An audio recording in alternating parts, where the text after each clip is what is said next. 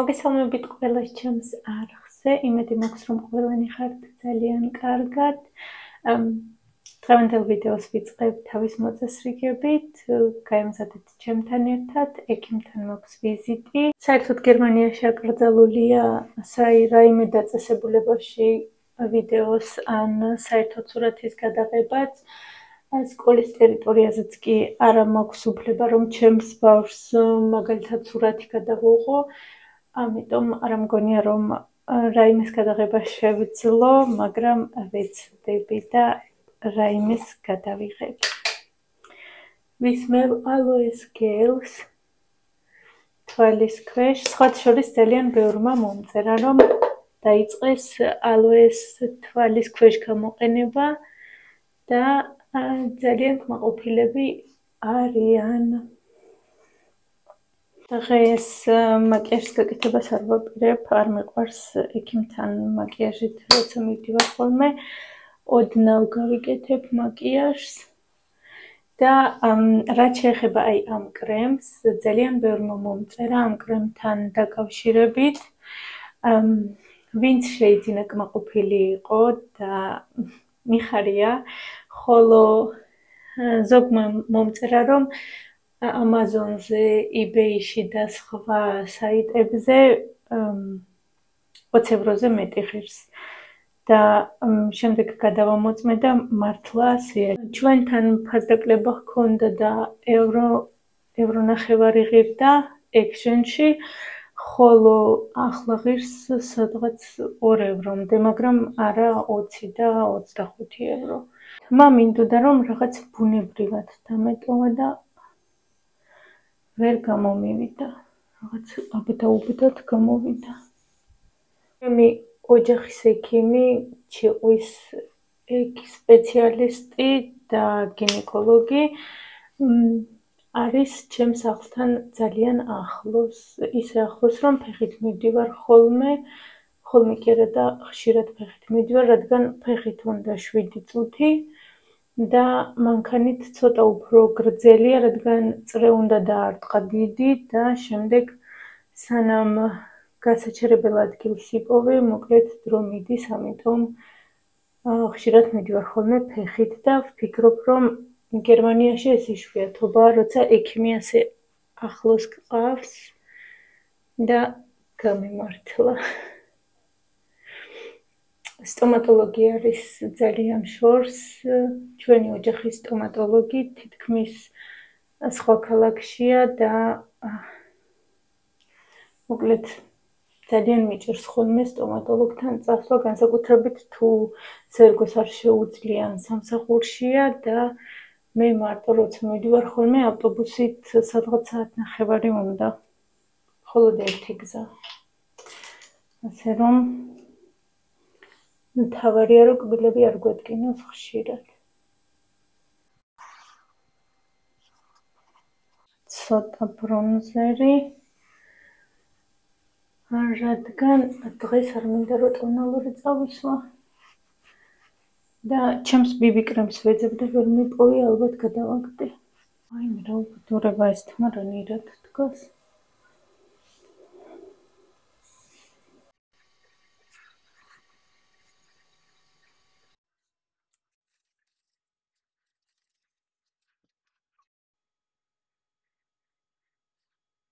ეს რა მოუხერხო.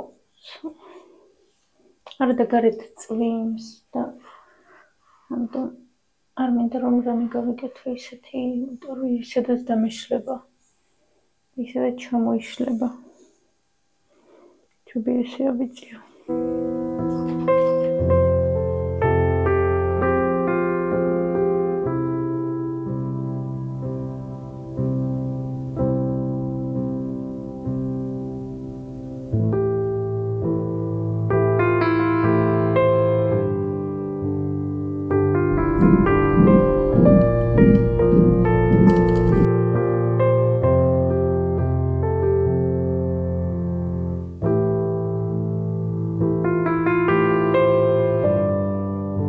ვიყავი უკვე ექიმთან და ახლა მივხვდით ალბათ თუ რატომ გამანთავისუფლეს სამსახურიდან.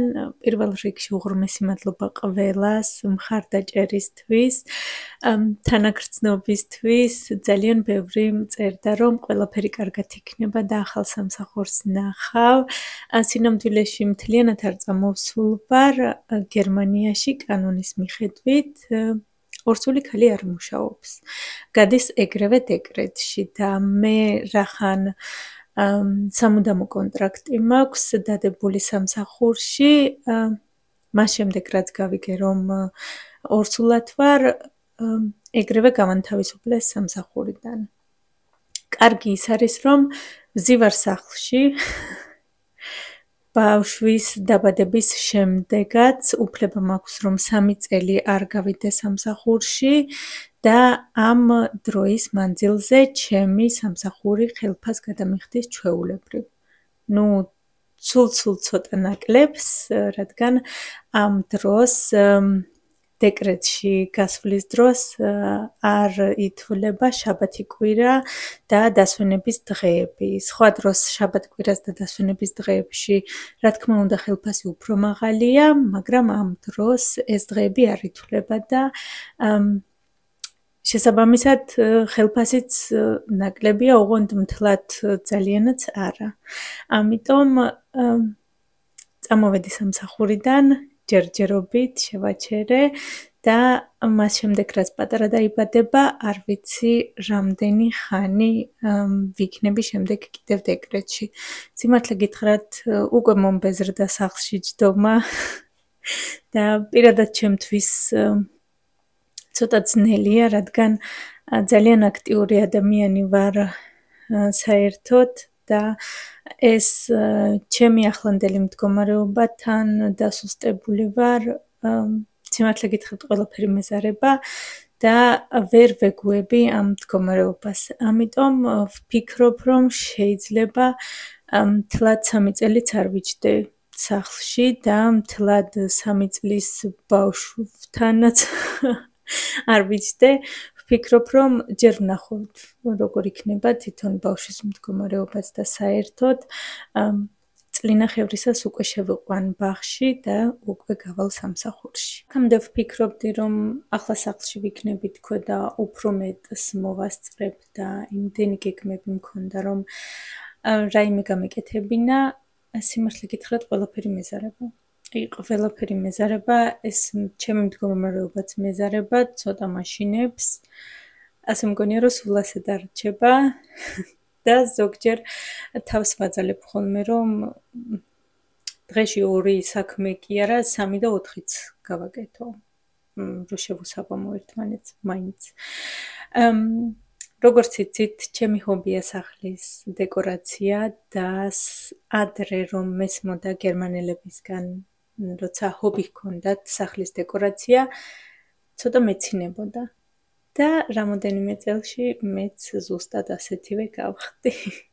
გაჩვენებთ რა ვიყიდე, ამ დღეებში ვაპირებ სახლის დეკორაციას სიყვარულის დღესთან დაკავშირებით და ჯერ პირველ რიგში გაჩვენებთ რა მაჩუქა ჩემმა მეზობელმა. ჩემი კარის მეზობელი იყო დუბაიში ჩასული, ყოველ წელიწად 3 კვირით იანვარში მიდის დუბაიში. როგორც თვითონ ამბობს, იქ თბება და მერე მოდის. მცივაო აქ ძალიანო და სითბო მჭირდებაო, ამიტომ წელიწადში რამოდენიმეჯერ მიდის დასასვენებლად და აუცილებლად იანვარში მიდის დუბაიში.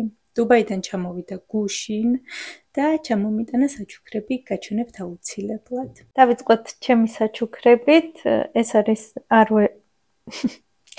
არის ალოე ვერას ნაკრები. ვფიქრობ, რომ თვითმფრინავში მისცეს, რადგან აქ თვითმფრინავის ნიშანი აქვს და აი აქაც სხვა შორის ძალიან მომწონს. აქ არის ალოეს გელი, ალოეს დუშგელი და ტანის დამატენიანებელი. შემდეგ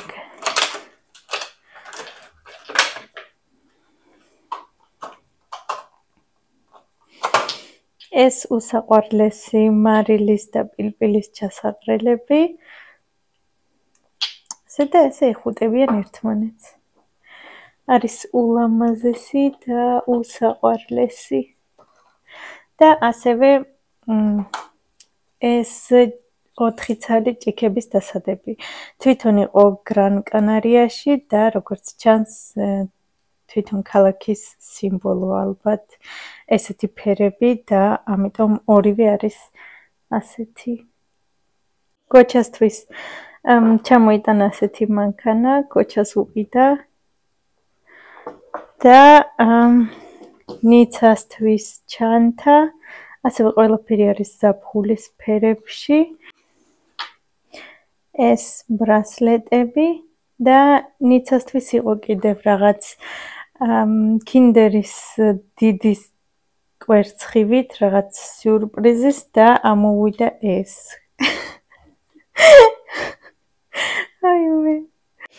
ეს იყო საჩუქრები, ახლა გაჩვენებთ რა შევიძინე ახალი დეკორაციისთვის, ამას ავიღებ და ახლებს დავაწყობ. ესეც ასე ამოვაწყე ყველაფერი და ნახევარზე მეტი არის ჩამოფასოვებული და ფასდაკლებებზე ნაყიდი. ეს გულითებში, ეს რკინის საკამფეტე გული და ეს წითელი სახლუკა შევიძინე რამოდენიმე თვის უკან. ასეთი რაღაცები ფასდაკლებებზე თუ მხვდება, მაგალითად ახლა თუ შემხვდა გოგრები ან საშემოდგომო დეკორაცია, ასეთი ფასდაკლებებით ვყიდულობ, შემდეგ ვინახავ და მერე გამომაქვს. ან და შეიძლება სააღდგომო იყოს ახლა წინა წლიდან შემორჩენილი და ამ ყველაფერს შემდეგ ვინახავ და მერე გამომაქვს. ეს 3 ნივთი გამახსენდა და ახლა გამოვიღე. ეს გულითებშები წინა წელს იყო ასეთი გულითებშებიც და თებშიც არ არის ჩასადები რაღაცეების და ასეთიც.